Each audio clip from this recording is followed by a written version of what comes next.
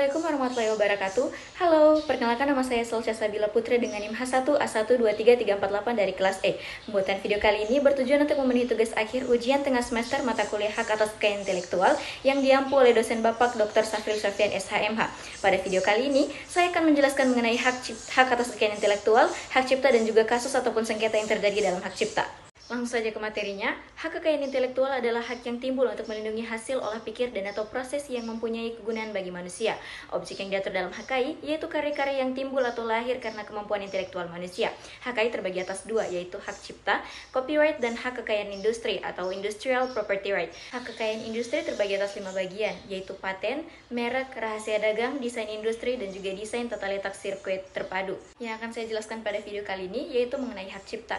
Hak cipta adalah hak eksklusif yang diberikan kepada pencipta atau pemegang hak atas suatu karya yang dihasilkan di bidang ilmu pengetahuan, sastra, seni, dan lain-lain.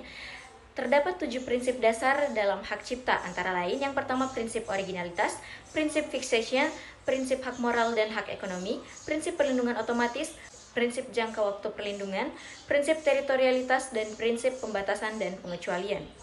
Terdapat kasus ataupun sengketa yang terjadi dalam hak cipta. Kasus yang akan saya angkat pada video kali ini yaitu mengenai kasus pelanggaran hak cipta logo antara Kawhi Leonard dan Nike. Bermula dari gugatan yang diajukan Leonard pada Juni 2019, Leonard mengklaim bahwa logo Claw yang dipakai Nike sebagai merek dagang terutama pada sepatu submerek Jordan yang terkait dengannya adalah hasil karya aslinya yang dibuatnya pada masa kuliah, berupa sketsa tangan dengan arsiran dan inisial KL serta nomor 2. Leonard mengaku memiliki desain tersebut sejak 2009 hingga 2011 dan merasa berhak atas logo itu, apalagi setelah Nike menggunakan logo tersebut selama masa kerjasama mereka dari 2019 hingga 2018. Namun setelah kontrak berakhir dan Leonard pindah ke New Balance, Nike tetap memakai logo Claw, sehingga Leonard menggugat untuk menuntut hak cipta atas logo tersebut. Dalam persidangan di Oregon, Hakim Federal Michelle W. Mosman menolak gugatan Leonard. Hakim menyatakan bahwa desain logo Nike adalah karya baru dan berbeda secara signifikan dari sketsa awal Leonard yang pernah diserahkan ke Nike. Tim desain Nike dianggap memiliki hak kekayaan intelektual atas logo tersebut karena logo yang dipakai bukan sekadar turunan dari sketsa Leonard, melainkan hasil rekayasa desain independen oleh Nike.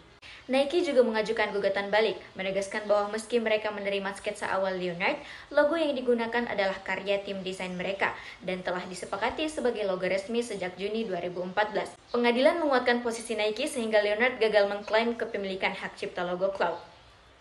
Pengacara Leonard menyatakan kekecewaan atas keputusan tersebut dan masih mempertimbangkan opsi hukum lanjutan untuk melindungi kepentingan kliennya. Namun, hingga putusan tersebut, Nike tetap memegang hak atas logo Claw dan dapat menggunakannya secara eksklusif.